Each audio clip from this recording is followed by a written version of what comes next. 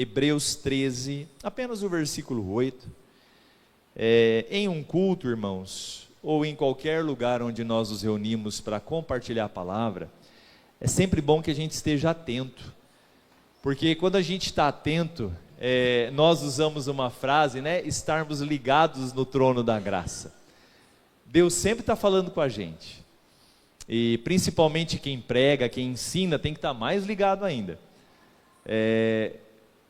Domingo, eu não me recordo, não sei se eu estiver errado, se eu não me engano, acho que foi o irmão Rodrigo que citou, acho que na oração dele, Hebreus 13, 8, você citou, né? Eu não me lembrava direitinho se era ele ou Deonir, mas na minha mente aqui, parece que eu estou vendo a imagem dele. E ele citou esse versículo aqui, na hora, o Espírito Santo já me deu um esboço, né? Já clareou na minha mente um esboço. Já preguei esse texto alguma outra vez, em alguma igreja que pastoreei, ou enfim, que eu servi, mas na hora já anotei ali, e essa semana eu fui meditar. Que versículo tremendo. O capítulo 13 todo, o ideal é que você não leia só um versículo, leia todo o contexto, o texto e o contexto. Mas o versículo 8 aqui é uma declaração da imutabilidade de Deus tremendo. Diz assim a carta aos Hebreus, a santa e bendita palavra de Deus. Jesus Cristo é o mesmo, ontem, hoje e para sempre. Jesus Cristo é o mesmo, ontem, hoje e para sempre. Vocês perceberam a profundidade desse versículo? Como ele é especial. Nós estamos vivendo dias de tanta insegurança. A impressão que nos dá é que parece que não tem chão firme para pisar. Eu tento olhar com os olhares de quem é empresário, com os olhares de quem é pai e mãe, com o olhar de quem é homem, de quem é mulher, de um jovem que frequenta uma faculdade ou uma escola, enfim, de todos nós. E parece que nós estamos pisando em um terreno muito escorregadio, como se fosse um charco de lodo, como diz o salmista, no Salmo 40. Vivemos dias em que não há firmeza nos discursos, tempos sombrios, difíceis, em que tudo muda muito rápido. Eu ouvi alguém dizendo algo que há muito tempo atrás eu já havia lido num livro, e eu vi essa pessoa comentando. É um videozinho curto que eu vi de um rapaz que ele trabalha na indústria automobilística. E ele falou sobre a chamada obsolescência programada. Você já ouviu falar? Quem já ouviu falar nesse termo? Já ouviu alguém? O Luan já deve ter ouvido, né, Luan? Que o Luan é fuçento igual eu. Ele gosta de estar fuçando para lá e para cá, ele é curioso também. A obsolescência programada, irmãos, algumas décadas atrás, ela começou a ser usada pela indústria. O que é isso? Você lembra da geladeira que a sua avó tinha? Ou que talvez você teve lá começo dos anos 80, final dos anos 70, 60. A minha avó tinha uma geladeira dos anos 60. Era uma geladeirona branca, mas era um fim de mundo, tinha mais de 1,80 m a geladeira. Tinha um pinguim em cima, né? Que era normal toda geladeira ter um pinguim. E era um negócio assim enorme, refrigerador. Você batia nela assim, parecia aquelas Ford 50, passarinho, a lata, que ele não tinha como amassar. E aquela geladeira durou a década 60, 70, 80, até o começo dos anos 90, quando o motor dela rateou mesmo e não teve como achar peça, e minha avó teve que aposentar.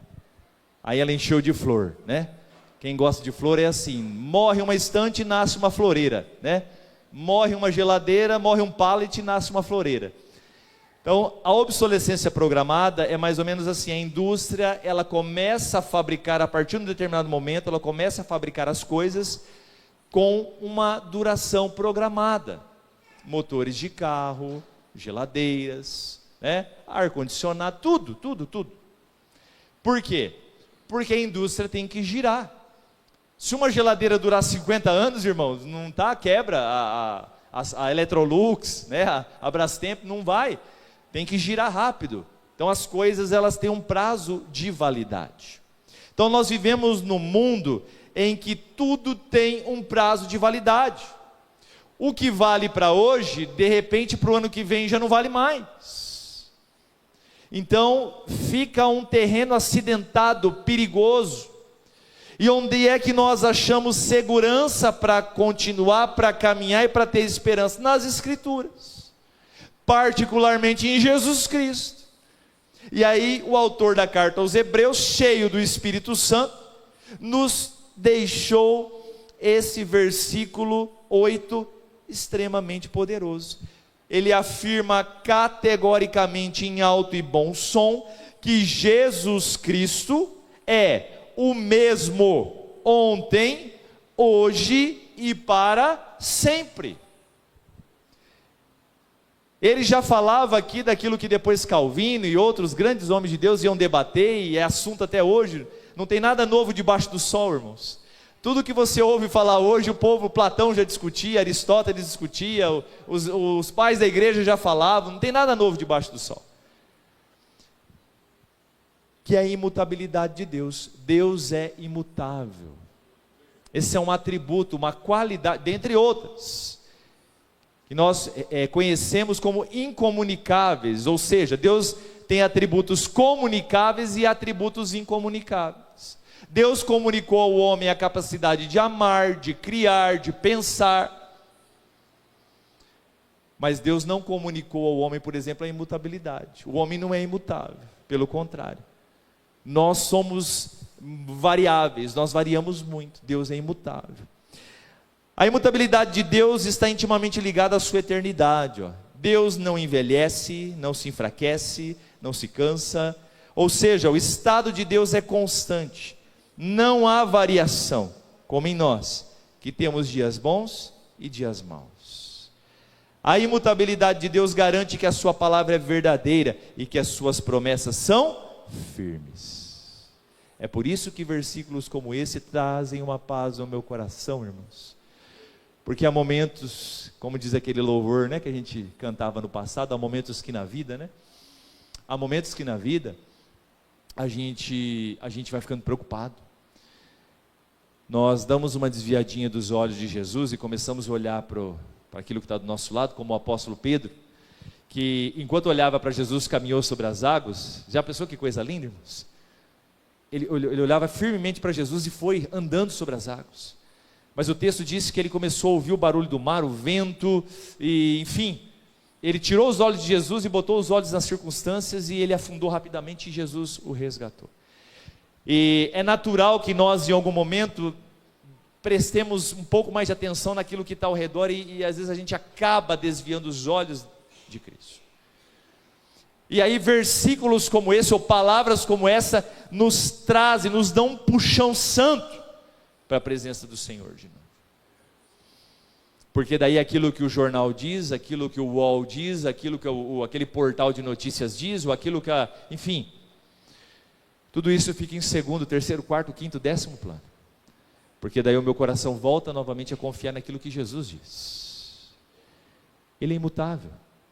Aquilo que ele fez, a obra que ele fez, quem ele é, irmãos, é imutável. As promessas dele não mudam. Independente das estações, independente de qualquer agente externo, Deus não pode ser influenciado, mudado. E é interessante que uma vez eu disse isso e fui mal compreendido, porque eu me expressei mal. Mas a oração, ela não é um agente de mudança do coração de Deus. Nós não oramos para mudar a vontade de Deus. Nós oramos para que Deus mude o nosso coração. Sabia disso? Nós não devemos orar, ai Deus, eu oro para que o Senhor mude isso aqui, para que, né? Não. A gente ora para que Deus mude o nosso coração. E conforme o nosso coração com a vontade dele. Porque dentro da soberania de Deus, irmãos, tudo está decretado, tudo já foi designado. Nós não vamos mudar a vontade de Deus, mas quando a gente ora, nós nos submetemos à vontade dEle. E aí nós saímos do quarto da oração, nós saímos da presença de Deus, crentes de que, ainda que as coisas aconteçam diferente daquilo que eu pensei e imaginei, no final Deus triunfará. E eu serei cuidado por Ele. É assim. Então, não ore a Deus tentando mudar, ou tentando fazer com que Deus mude de ideia com alguma coisa. Mas ore a Deus para que Ele derrame e transborde o seu coração de paz. Para que mesmo que as coisas não saiam como você pensou, mas que elas saiam segundo a vontade de Deus. Porque a vontade de Deus é perfeita. A minha é imperfeita, mas a dele é perfeita. O tema da mensagem de hoje é: Deus não muda, logo suas promessas são eternas e permanecem de pé. Glória a Deus. Eu imagino que muitas pessoas, no decorrer dos anos, começam a pensar: será, meu Deus? Será que esta promessa que eu recebi há tanto tempo, ou essa promessa bíblica que diz a respeito do teu povo, da tua igreja, diante de tantas circunstâncias ou ventos contrários, vão se cumprir? Pois bem, em Cristo Jesus e mediante a palavra dele, eu digo para você que vão, com toda a paz do meu coração. Não digo para você que não haverá percalços, não digo para você que não haverá lutas, que não haverá dias difíceis, mas vai acontecer. As promessas de Deus vão se cumprir. A primeira coisa que eu aprendo com esse versículo, dentre muitas aplicações, é que como é bom, irmãos, ser um crente e servir a um Deus que permanece fiel e comprometido com a sua palavra. Como é bom crer e servir a um Deus que permanece fiel e comprometido com a sua palavra. Isso é uma maravilha. Eu não sei se você tem esse costume, mas se você não tem, você deveria começar a exercitar. Todos os dias pela manhã, com sol, com chuva, frio ou calor. Ao abrir os seus olhos, agradeça a Deus. Além de agradecer pelo dia, pela tua família, pela vida, agradeça a Deus por Ele ter te alcançado. Diga: Senhor, obrigado, porque o Senhor viu esse homem miserável, essa mulher tão pequena, miserável, e amou e me salvou, e hoje eu sou um crente e te sirvo. Como é bom crer e servir a um Deus que permanece fiel e comprometido com a sua palavra, irmãos. Como é maravilhoso. Eu vou pedir para a Tami colocar o Evangelho de João, capítulo 3, versos 16 ao 19. E esse texto, dentre outros, mas talvez seja a maior expressão da imutabilidade de Deus e da obra que Ele fez em nós e está fazendo. Porque Deus amou o mundo de tal maneira que deu o seu Filho unigênito para que todo aquele que nele crê não pereça, mas tenha vida eterna. Porque Deus enviou o seu Filho ao mundo não para que condenasse o mundo, mas para que o mundo fosse salvo por ele. Quem nele crê não é condenado, mas o que não crê já está condenado, porque não crê no nome do unigênito Filho de Deus. A condenação é esta: a luz veio ao mundo, mas os homens amaram mais as trevas do que a luz, porque as suas obras eram más. Principalmente o versículo 16 e 17, irmãos, nos traz a ideia de um Deus que desde a eternidade declarou, na sua soberania, e propôs nos amar. Ele propôs amar aqueles que Ele escolheu. Porque observe a sua vida e eu a minha. Mesmo depois de regenerados, salvos, mesmo conhecendo as Escrituras, não foram nenhuma e nem duas vezes que nós a transgredimos, de forma voluntária. Pois a palavra do Senhor diz que aquele que proferir contra o seu irmão e chamar ele de tolo é digno do fogo do inferno. E quantas vezes nós falamos mal do nosso irmão pelas costas? Ou quantas vezes nós nos iramos contra o nosso irmão, e às vezes passamos meses e anos sem ter comunhão com ele ou com ela? A Bíblia diz que todo o mandamento ou toda a lei se resume em dois apenas: amarás ao teu Deus de todo o teu coração, de todo entendimento, de toda a tua alma, e ao teu irmão, e ao teu próximo como a ti mesmo. Quem cumpre esses dois, cumpriu a lei. E eu não preciso nem dizer que não são poucas as vezes que nós damos mostras de que nós não amamos a Deus de fato ainda de todo o nosso coração, e muito menos o nosso irmão como a nós mesmos. Porque ninguém faz mal. Eu tenho certeza que você cuida o melhor que você pode do seu corpo, você se alimenta o melhor que você pode, você cuida da sua aparência o melhor que você pode, você se veste o melhor que pode, mora o melhor que pode. E será que nós temos o mesmo cuidado com o nosso próximo? Eu acredito que ainda não. Estamos no processo, não é verdade? Então, mesmo não correspondendo a esse amor eterno, a essa decisão eterna, Jesus, há 2000 anos atrás, sabedor da nossa conduta hoje, morrendo por nós, sendo nós ainda pecadores, assumiu uma decisão imutável e eterna de amar a sua igreja e os seus, a tal ponto de entregar a sua vida por resgate de muitos. Mesmo diante da agonia do Getsêmani e da cruz, ele não retrocedeu. Agora, diante de uma verdade tão linda, irmãos, sobre o Deus que não muda e que não volta atrás no seu amor e nas suas promessas, como é que nós devemos corresponder? Vacilando, duvidando, ficarmos perplexos com as coisas, desanimados? Ou devemos olhar para esse Jesus que, mesmo sabendo dos nossos erros e falhas, mesmo após conversão e santificação, resolveu amar a sua igreja, a tal ponto que um dia ele virá sobre as nuvens dos céus, e com alarido e voz de arcanjo, ele levará para si os seus, e esses serão glorificados, transformados, e viverão com ele para todo sempre. Não duvide daquilo que Deus pode fazer, não duvide do chamado de Deus para a sua vida. O Deus que chama é o Deus que capacita, não se preocupe. Não tenha medo. Ai, pastor, Deus tem me inquietado para que eu seja mais ousado em anunciar a palavra de Deus às pessoas, ou Deus tem me inquietado para servi-lo dentro da sua obra, enfim, na minha família. Não temas. Diga: eis-me aqui, envia-me a mim, Senhor.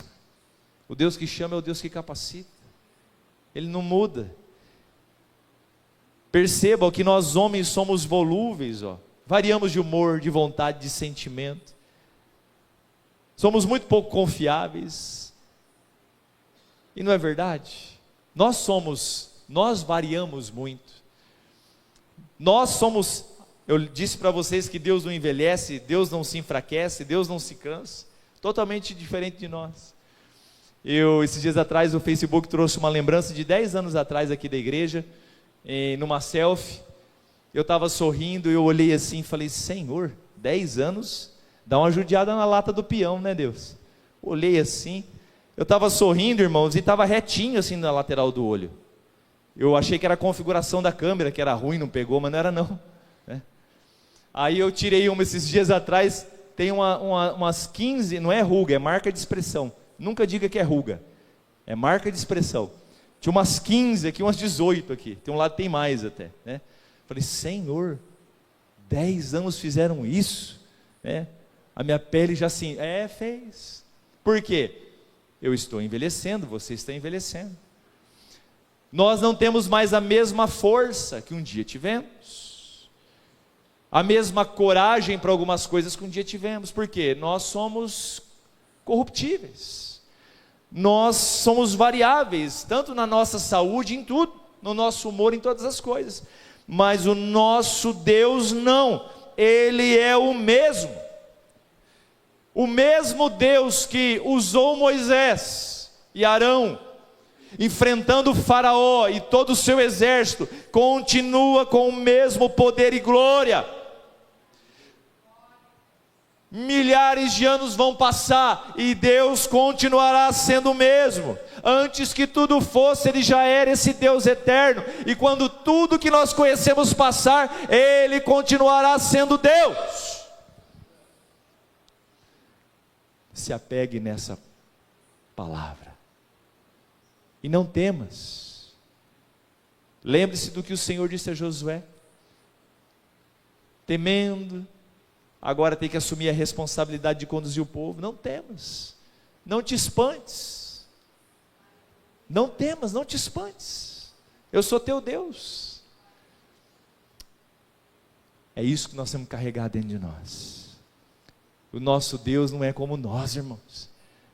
Não vamos cair na tolice de achar que Deus é igual a gente, que os tempos se modernizaram, passaram, e que de repente, né, o agir de... Não, Ele continua sendo Deus. Ele disse lá, Mateus 28, 20, se não me falha a memória, deixa eu vir aqui para mim não falar nada errado. Louvado seja Deus. Isso, Mateus 28, 20, parte B. Eis que estou com vocês todos os dias, até o fim dos tempos. Ele disse isso num período crítico, em que ele estava voltando para o Pai, e agora a igreja devia continuar com o auxílio do Espírito Santo, aguardando a vinda do Espírito Santo, mas sem a presença humana de Jesus. Mas ele deixou essa mensagem: eis que estou com vocês todos os dias até o final dos tempos. O Senhor está conosco, meus irmãos. Tua fé está vacilante? Clame a Ele. Tua esperança já está igual a bateria do celular, já está lá abaixo dos 15%. Sabe como é que o crente recarrega a bateria? Tem uns robozinhos de limpar a casa. Alguém tem esse robozinho aí? Quem tem? Ah lá, a irmã tem. O teu é daquele que tem base, irmã, que ele volta sozinho e encaixa lá? Nós temos que ser igual aqueles robozinhos. Eles limpam, quando está acabando a bateria, sabe o que eles fazem? Tem o carregador igual de celular. Ele volta sozinho e encaixa lá e vai carregar. Sabe como é que o crente carrega? Assim, ó. A base aqui, ó. Ele encaixa o joelhinho no chão e ó, conecta. É assim que a gente recarrega. Lendo as Escrituras, se apossando pela fé das promessas de Deus, declarando essas promessas, crendo que o Deus que nós servimos não muda, pelo contrário, Ele é poderoso. Romanos, Tami, 8, do 35 ao 39. Romanos 8.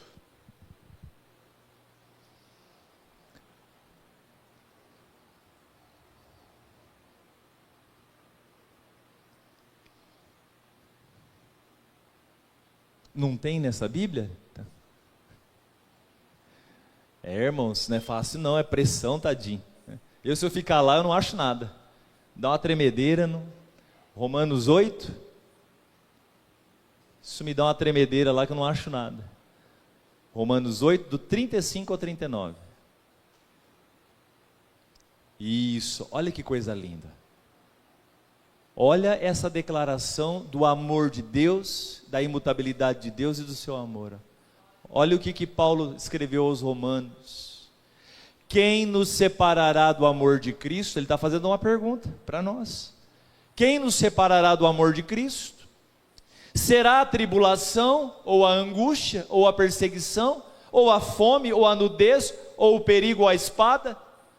Só para contextualizar vocês, quando Paulo escreveu isso aqui, os cristãos tinham suas casas tomadas, seus bens espoliados, arrancados, até as roupas eram tiradas, eles eram abandonados sem nada, quando não eram jogados aos leões. Não é igual nós, essa molezinha aqui que nós estamos vivendo, não. Crente hoje, irmãos, é uma maravilha. Nós não enfrentamos nada de luta quase, irmãs. Meu Deus, dá até às vezes eu tenho vergonha. Dá vergonha de dizer, estou passando por luta, meu Deus. Olha a situação. como está escrito, pode voltar, isso, 36, ó. Como está escrito, por amor de ti somos entregues à morte. Olha a realidade desse povo nessa época, ó. Como está escrito, por amor de ti somos entregues à morte, ó. Coliseu romano lá, ó. Continuamente, fomos considerados como ovelhas para o matador. Em todas essas coisas, porém, somos mais do que vencedores, por meio daquele que nos amou. 38. Porque eu estou bem certo de que nem a morte, nem a vida, nem os anjos, nem os demônios, principados aqui são os demônios, nem as coisas do presente, nem do porvir, nem os poderes, nem a altura, nem profundidade, nem qualquer outra criatura poderá nos separar do amor de Deus, que está em Cristo Jesus, nosso Senhor. Oh, irmãos, se um homem que vivia a realidade de acordar todo dia sem saber se ia estar vivo no final da tarde, de tanta perseguição, do império inteiro pesando a mão contra eles, tinha essa convicção no coração, que nada nesse mundo podia separar ele do amor de Deus, o mesmo vale para nós, meus irmãos, o mesmo vale para nós. O Cristo que nos chamou, que nos perdoou, que nos lavou, Ele cuida de nós, Ele permanece fiel. Então não deixe o seu coração ser assaltado pelo medo, pela incredulidade. Segunda coisa que nós aprendemos aqui nesse texto: Deus não muda a respeito de suas promessas de salvação. Isso é claro, acabei de pregar isso para vocês, vírgula, assim como não muda a respeito do juízo. Então é bom que a igreja ensine e pregue a verdade. A Bíblia é integral. A igreja de Jesus precisa pregar a realidade, para que os homens possam ter a oportunidade de ouvir o Evangelho. E aí o Espírito Santo de Deus que convence o homem do pecado, da justiça e do juízo de Deus. Mulher, irmãs, você não é o Espírito Santo. Não é pelo teu muito falar que seu marido vai virar crente. Homens, o mesmo serve para vocês. Pais, o mesmo serve para vocês. Quem faz a obra é o Espírito. Você fala, ore a Deus e fale quando for oportuno. Quem convence é o Espírito Santo. Mas para ele convencer, e o Espírito Santo convence mediante a pregação do Evangelho.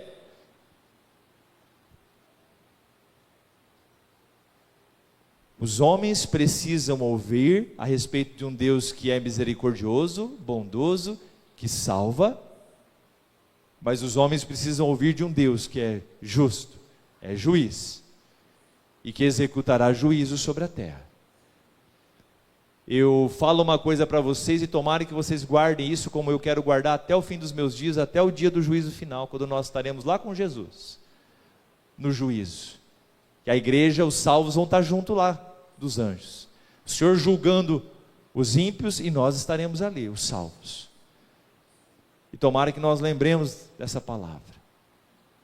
Meus queridos, assim como Deus é justo e imutável nas suas promessas, Deus também é justo e imutável no seu juízo. Não vai ter como convencer Deus, não haverá chance. Esse negócio de que Deus é pai não é padrasto, esse negócio de que Deus é bonzinho, que no último dia Deus vai ser igual mãe, porque mãe é assim, né? A mãe, quando o filho apronta, fica braba, né? Aquela coisa, eu vou botar de castigo, eu vou fazer, eu vou acontecer, e isso é meia dúzia só que faz. Passa 10 minutos, o moleque faz aquela cara, menina, mãe, eu te amo tanto, mãe. Aí a mãe quer fazer 60 dias sem celular, já cai para 2. Um mês sem, já cai para 2 dias. O moleque ganha, leva a mãe no bico, a menina leva, eu já fui criança, você também já foi, hoje você é pai e mãe, você sabe o que eu estou falando. Com Deus não vai ser assim, irmãos.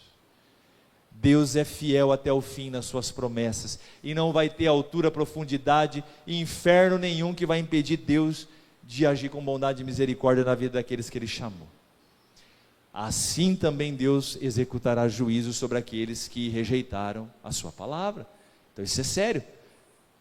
Tem um louvor que diz assim: pregador de rosas, pregue as rosas, mas pregue os espinhos também. Você lembra desse, Gideone? Já ouviu? Já ouviu? O Gideone é novo, mas ele é novo, só a carcaça é nova, o espírito é velho. Ele tem 70 anos por dentro, por fora é 20 e pouquinho, mas ele é igual eu já tenho 70. Ele conhece os louvores antigos. Pregador de rosas, pregue as rosas, mas pregue os espinhos também. Nós precisamos pregar o evangelho da graça. Olha só o que Romanos 2, do 6 a 8 diz. Vai lá, Tami, Romanos 2, do 6 a 8. Pode voltar ao 5 ali, ó. Isso. Mas por ser teimoso e ter um coração impenitente, você acumula contra si mesmo ira para o dia da ira e da revelação do justo juiz de Deus, que retribuirá a cada um segundo as suas obras. A vida eterna aos que, perseverando em fazer o bem, procuram glória, honra e incorruptibilidade. Verso 8. Mas ira e indignação para os egoístas, que desobedecem à verdade e obedecem à injustiça.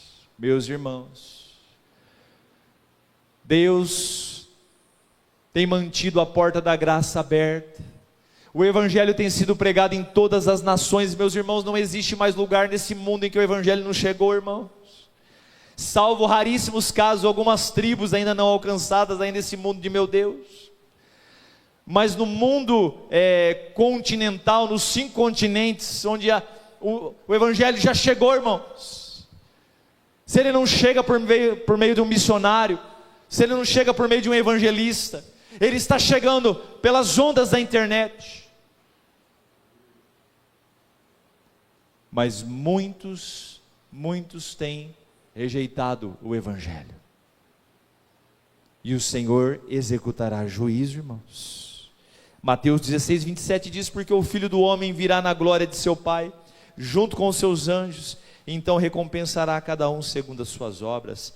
O salmista no Salmo 62, verso 12 diz: é certo que retribuirás a cada um conforme o seu procedimento. Apocalipse 22, 12: vejam, eu venho sem demora, e trago comigo a recompensa para retribuir a cada um de acordo com os seus atos. Meus irmãos, Deus, Ele é justo, imutável nas suas promessas, e cada uma delas sobre mim e sobre você vão se cumprir. Vão se cumprir. Lembre-se do profeta Jonas, que recebeu uma missão e foi para o lado contrário, desobedecendo ao Senhor. Mas ele era do Senhor, sobre ele estava o penhor da salvação, era um profeta. E não adiantou ele ir para o lado oposto. Deus cercou ele, trouxe ele, ele fez aquilo que Deus mandou ele fazer. Assim é Deus para conosco. Você que já o reconheceu como teu único e suficiente Salvador, o penhor da salvação está sobre você, você é dele. Se você teimar, você só vai adiar o inevitável, a promessa dele vai se cumprir sobre você. Então se entregue de todo o coração. E aqueles que têm rejeitado essa mensagem, assim é difícil, irmãos. Tem horas que o meu coração, ele dói, eu não sei nem expressar o que eu sinto. Quantas pessoas eu já conversei, eu converso, e eu sei que escutam os cultos, vêm aos cultos, e se não foi o outro já pregou, e se não foi por aqui, foi por outro lugar, já ouviu o evangelho. As pessoas, a grande maioria delas já sabem que há um Deus que as tem chamado para uma nova vida, para romper com essa vida velha, onde o pecado, a imoralidade, a injustiça domina, para que elas se rendam ao senhorio de Cristo. Não tem coisa mais gostosa do que ter Jesus como Senhor. Jesus é o Senhor mais lindo, mais precioso. A gente não se torna escravo de Deus, a gente se torna amigo. Ele é um Senhor que Ele nos tem como amigos, e Ele revela todo o seu amor e bondade sobre nós e para nós, não tem nada escondido. O duro é ser escravo desse mundo, o duro é ser escravo do coração, da maldade desse coração, depravado, perverso. Vamos nos colocar de pé, queridos? Jesus Cristo é o mesmo ontem, hoje e será eternamente. Feche os seus olhos.